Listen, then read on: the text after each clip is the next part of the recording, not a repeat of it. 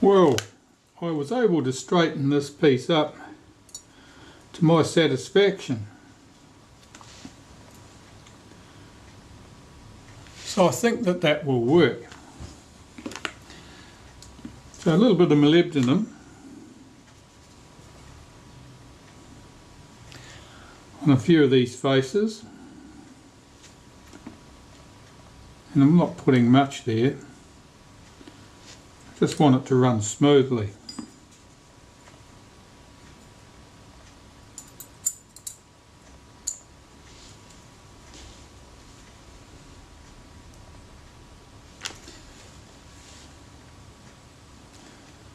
I've got to remind myself where this thing fits.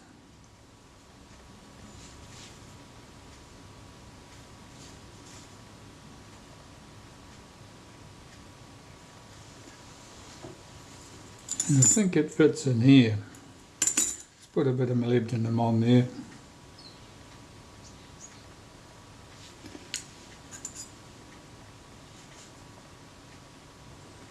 There, I think.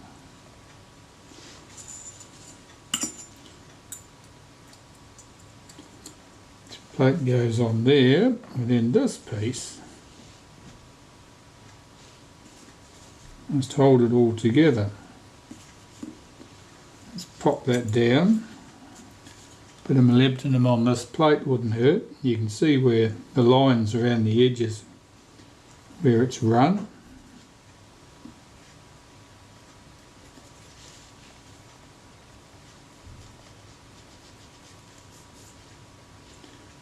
That'll do.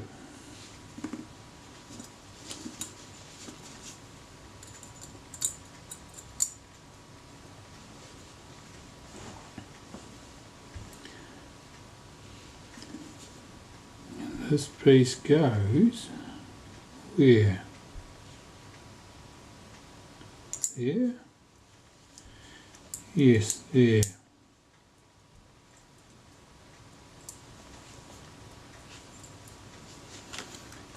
Three screws can go back in.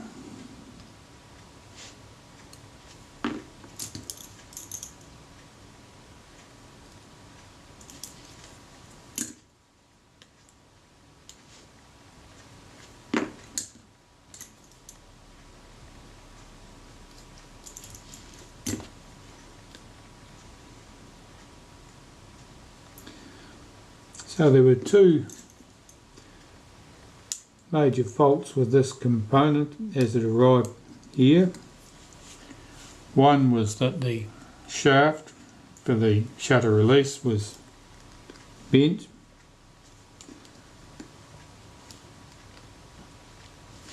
And the second was that this had been misassembled, so it wouldn't actually move at all instead of swinging smoothly through 90 degrees. Just checking that that shutter release thing does rotate. This post here is to stop the whole assembly from being able to rotate on the front of the camera. And it sits something like this. And the shutter release would have to be aligned with that socket at the back. Yeah, like that. So it sits on the camera like that. These four holes around the outside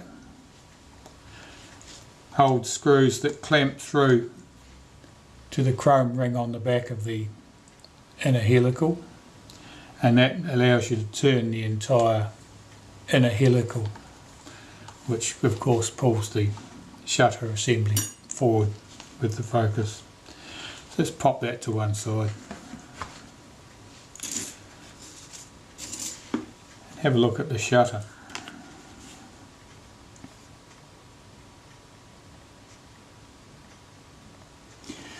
Well, the rear group is the first thing I would want to remove from there. It's too easily damaged sitting in the camera.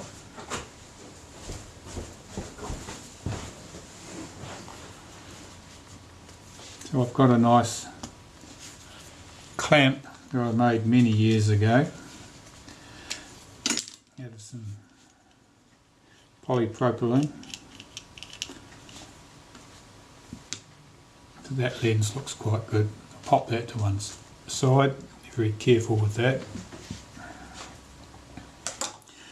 So the shutter is held into the outer shutter case with a retaining ring here.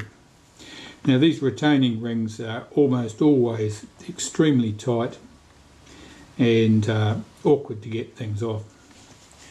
You can see this is the flash contact, that's just bent over, and in the assembly that ends up contacting this pin here.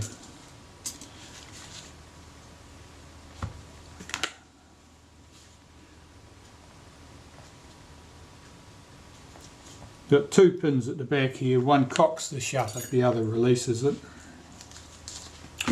And the shutters are open at the moment, which suggests to me that it's in the cocked position or it's misassembled. Either one of those is an option. Alright, I'm going to open up the shutter from the front. I'm curious to see what horrors await me on the inside.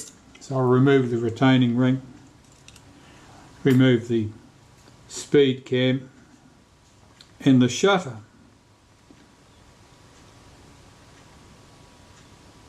Yes, that's just, I think that's misassembled. Certainly things are not right in here.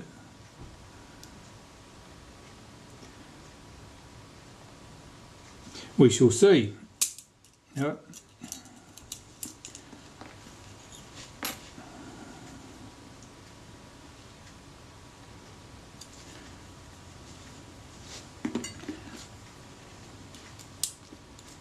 Remove that cocking shaft. I wouldn't be at all surprised if things like that aren't bent actually, given the other abuses.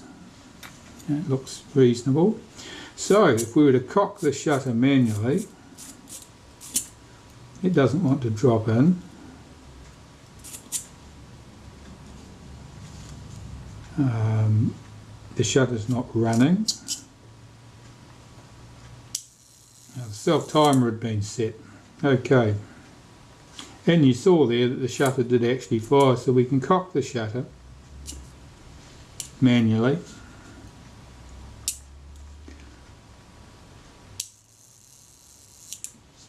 Yeah, so the self-timer needs to run down and is a bit reluctant to do so.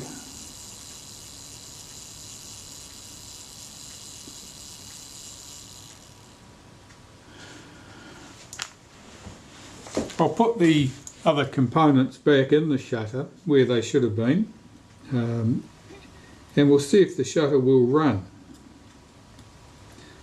It looks pretty slow and sluggish, but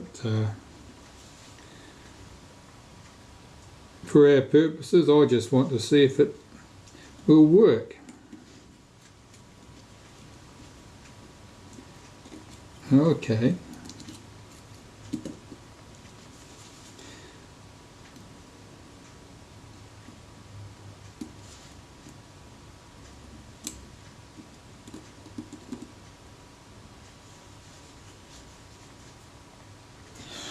Sitting in place. This lever is important, it holds everything cocked.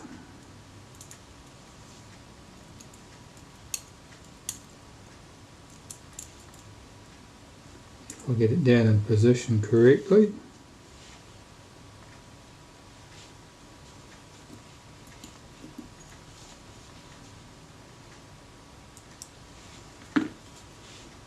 And our speed cam ring and our front retainer ring.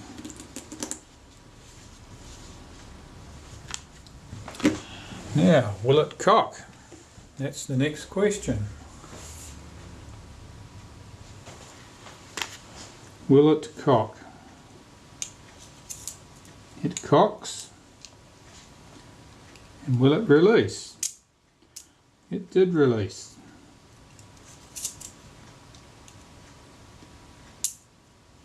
You could see those diaphragm blades were extremely sluggish. They're supposed to snap down very promptly. They didn't really. Let's put it up to a faster speed. I think that's 125th.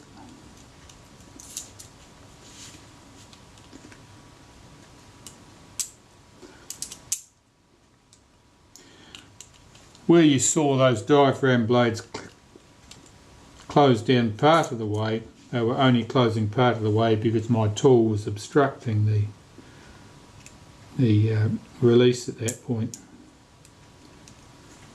See, that did not fire the shutter until it had been nudged. So the shutter needs serviced, but basically it runs. So I'll remove that speed ring from the front because this tab is easily bent over and damaged, and I will almost certainly be fighting to remove the rear retainer ring to get the shutter out of its outer case. So I want that off. And since these other components are comparatively loose in the shutter, I'll take those out too, because otherwise inevitably they'll fall out and get lost or damaged. So the retaining ring, they're always fun. I'll go and find some tools and we'll attack that. I'm going to give that a little squirt of solvent. I'm not sure that they were lacquered in, but they are always extremely difficult to shift. Alright, with a combination of methods and tools, I was able to get that ring started.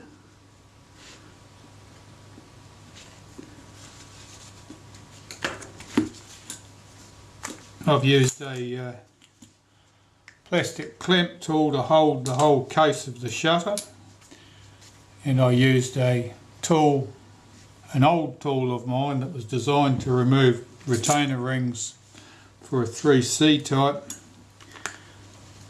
and between the two of them I was able to get that ring to shift, and once it started moving I could use a more traditional spanner wrench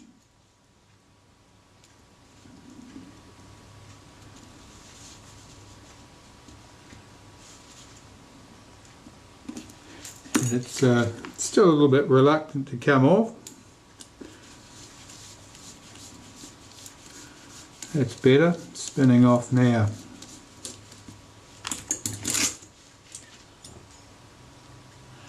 So I'm pleased to get that ring off. I would say that probably about 1 in 3 or 1 in 4 gets sacrificed in the process of trying to get it off, and then I have to hunt one out from the spares. Anyway, I'll stop here because the battery needs to be changed. I'll be back shortly. I'll just clear some of these tools off my work surface because I won't be needing them again for a while, and they're just cluttering things up. Okay, so we have the shutter assembly free of the outer case, and the outer case, as you can possibly see here, is full of grit and dust. Certainly needs to be cleaned up, that's a mess. Pop that to one side and let's look at the shutter. I'll zoom you in a bit.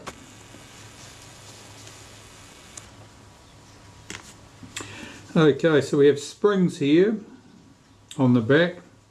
One of those springs' job is to close the diaphragm blades down, the aperture down to the preset aperture. This whole mechanism feels quite sticky.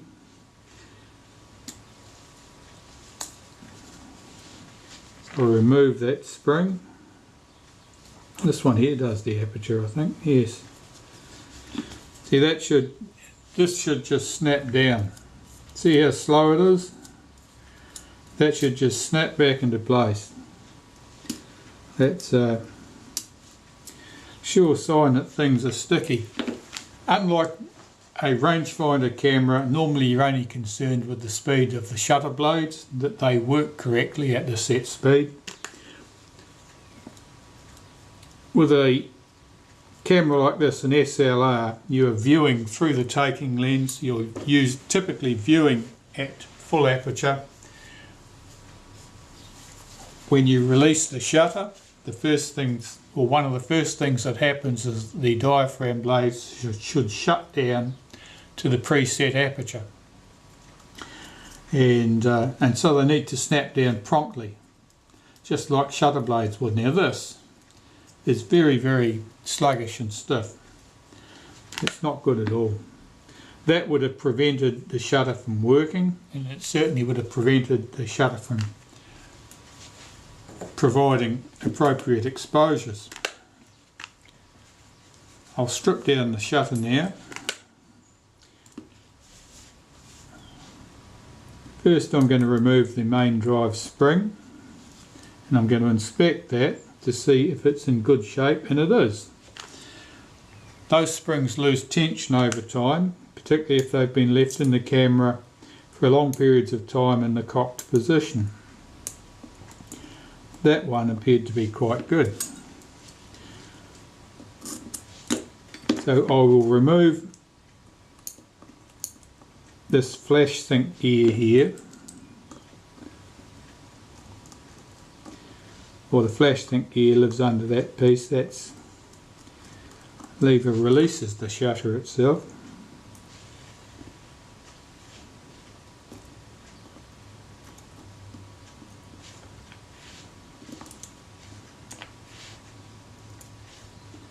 Flash contact. The shutter release lever can come out.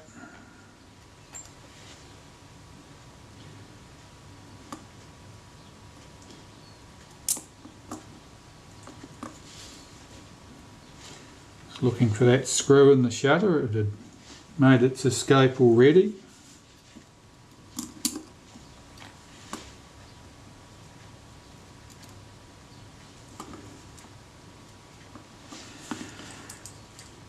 I'll remove the retard gear train.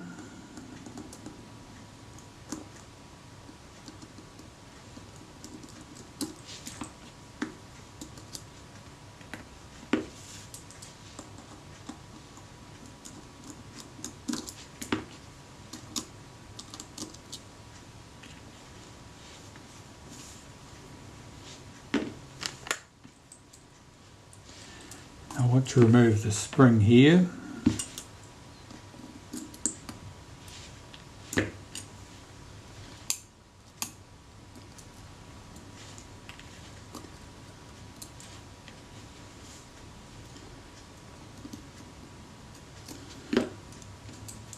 I'll remove this screw.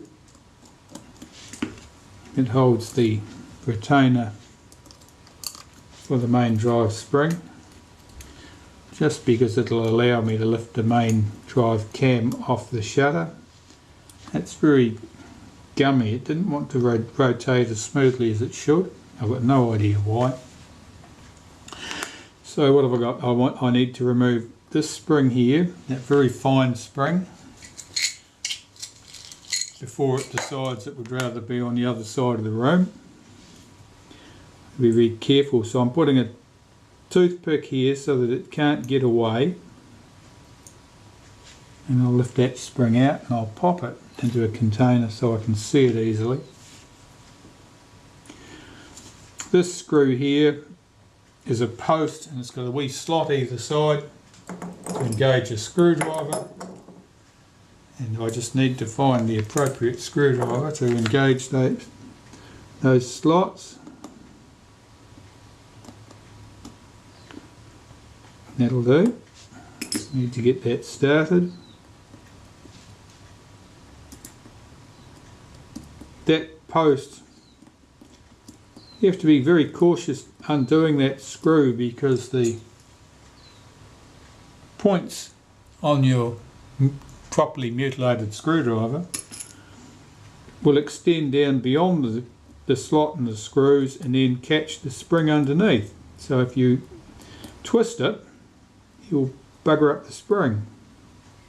So you have to be a bit cautious about that one.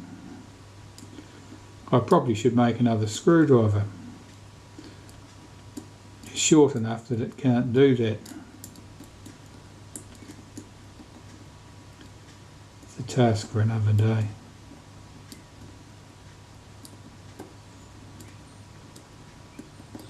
That screw is very reluctant to run out. Not sure why.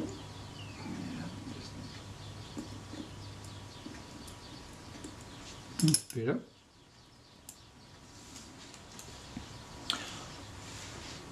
Here it is.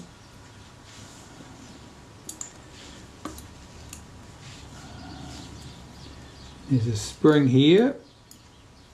I can unhook it. It works the B lever.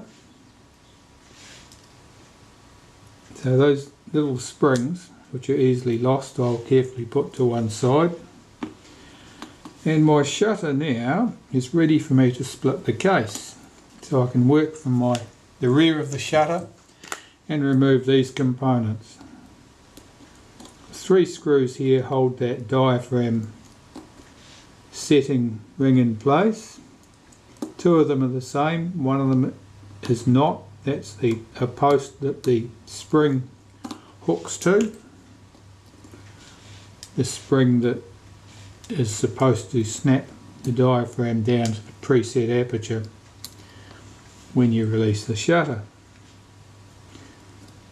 This lever sets the flash sync speeds or the self timer. This lever here operates the shutter blades. It allows the shutter blades to open to the full aperture for viewing. I'm just checking that that all looks good. So we've got 3 screws hold the shutter case together. They go through the shutter case, the inner shutter case, through to the mechanism plate. Just pop those to one side. So the shutter case comes off. We can see our mechanism plate here with the shutter blades and the plate that allows those blades to swing in for viewing, to close. It opens them to allow you to view the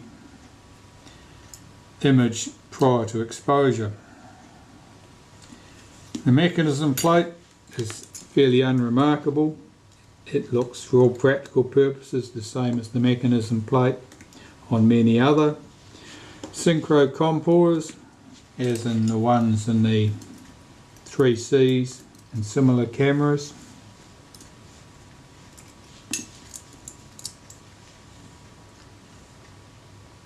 It's a little bit dirty, nothing, no obvious problems there. And back to here, this is our shutter case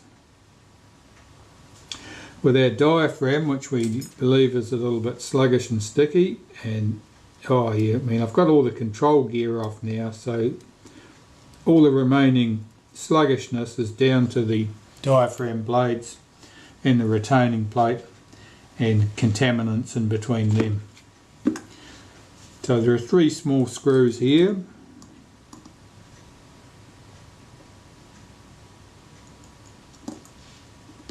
Very short countersunk or flathead screws.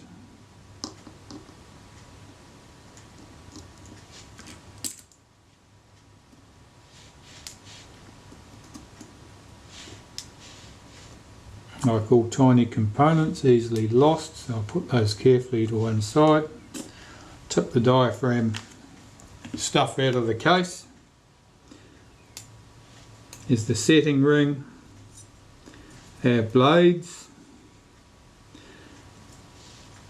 Okay, that's interesting. Those blades are exactly the same shape as those of a Kodak Retina 3 Big C camera. It's interesting because I was hunting for some of those blades the other day and I used something different instead.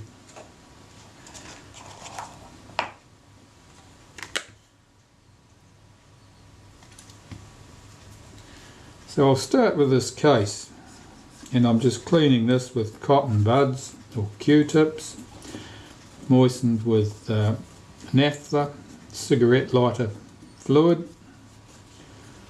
and I'm just cleaning away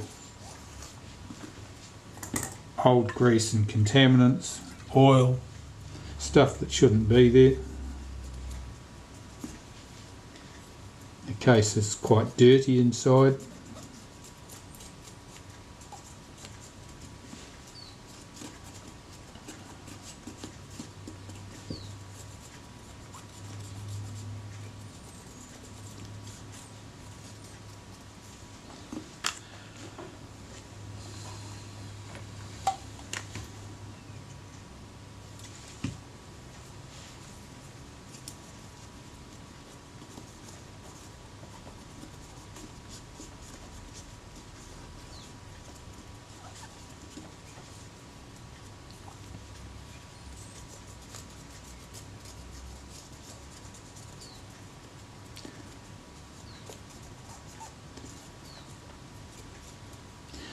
The case is aluminium, it's quite a light construction.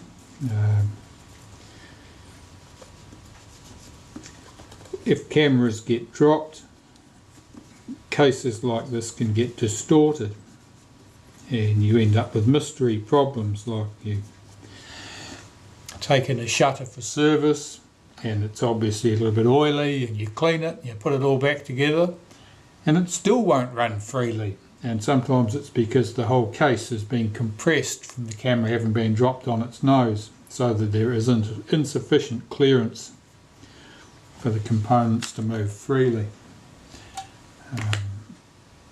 It's hard to see those problems coming.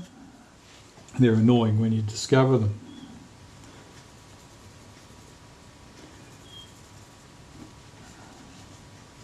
There are various options for overcoming things like that. You can often push the damaged case back out sufficiently to give you that freedom of movement.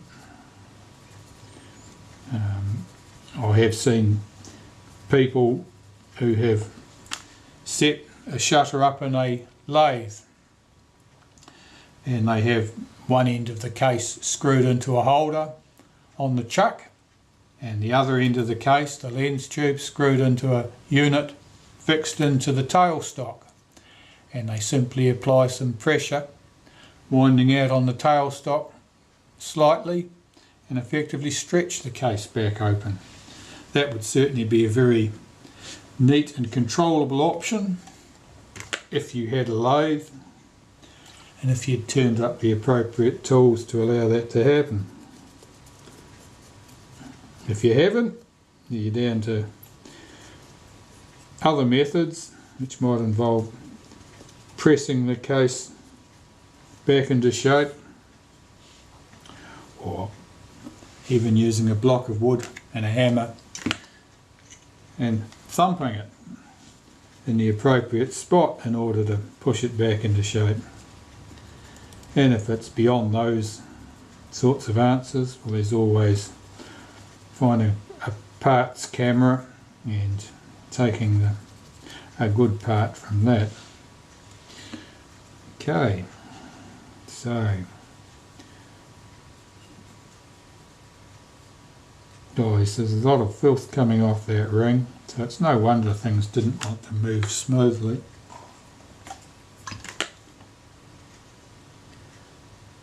There's a few corrosion marks on this ring, which may or may not make it run rough.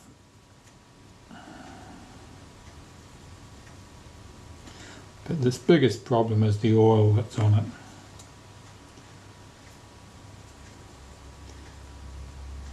You probably can't easily see there, but I can see the oily sheen on that plate. And as the solvent here should evaporate as I'm cleaning this, and you should just be able to see a clean surface there. If there's any oil contaminants, you can usually see it left behind.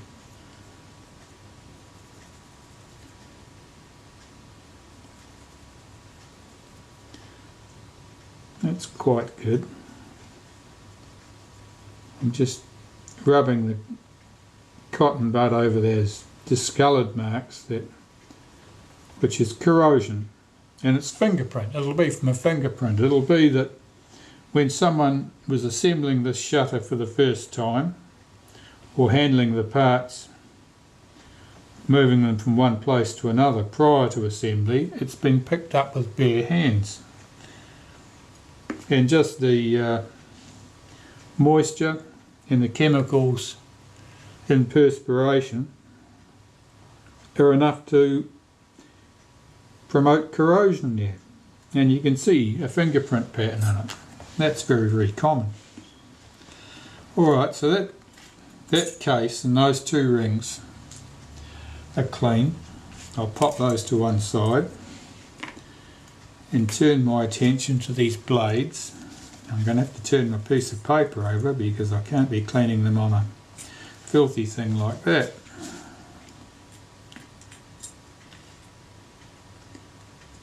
These are quite stained.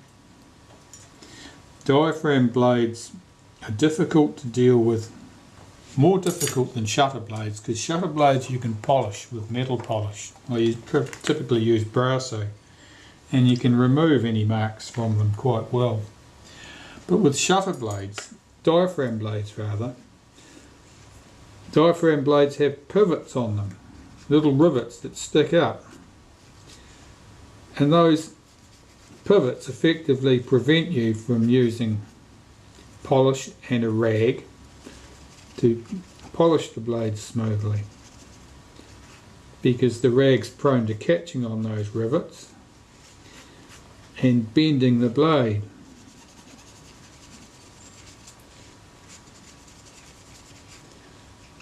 Well, that was a fairly clean piece of paper before I started cleaning that single blade, so you can see how much contamination there was on that blade.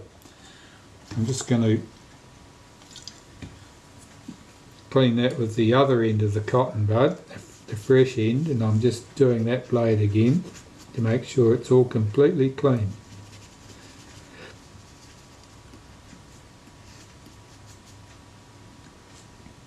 That looks good. Just pop it up there. Blade number 2. See, all this oily filth, it just sticks the blades together, provides a high friction surface. Well, not exactly high friction, but high stiction if you like there. The oils don't want to shear, and so the blades are stuck together.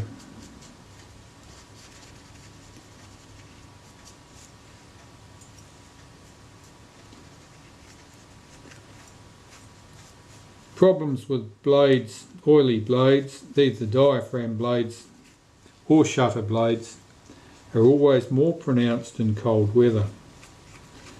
And that's because any oil contamination on the blades, that oil will typically have a much higher viscosity when it's very cold than when it's warm.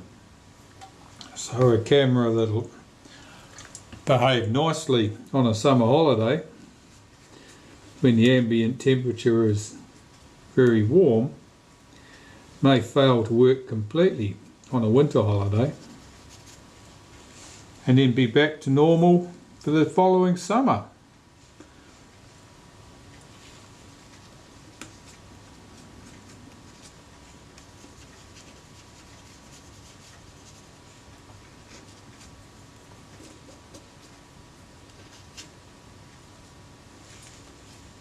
Look at the state of that.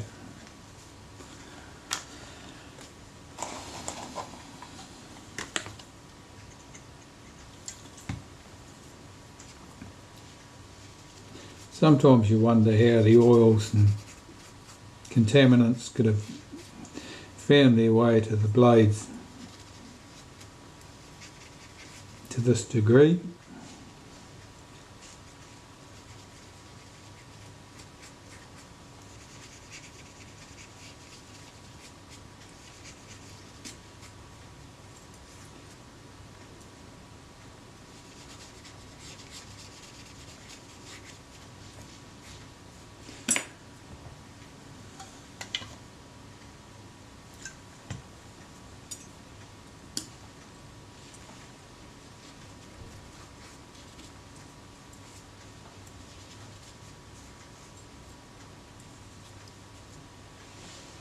Just checking those. Yes, they look good.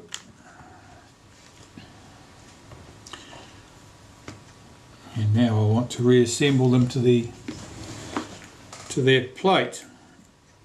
So they go on that plate, and I've got a jig for doing this.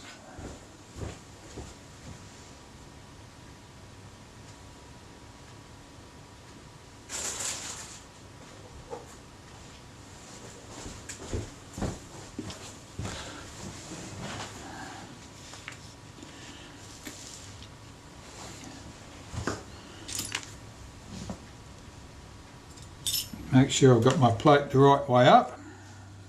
There's a little rivet on that plate which drops into a hole in the case, so I know I've got it the correct way up. I'll get a clean toothpick to help me manipulate these blades into position. The blades are all identical. There's no start position or stop position because they all overlap each other, so that they are over the blade at one end, over the next blade at one end, and under the next blade at the other end. Unlike shutter blades. Shutter blades are just laying in on top of each other, and they do have a start position when you're laying the blades out, which sometimes might make a difference, and in other cases it's just a matter of convention that they're put in one place rather than another. Alright, so all the blades are in place. Now I've got to lift the first blade back over the fifth blade,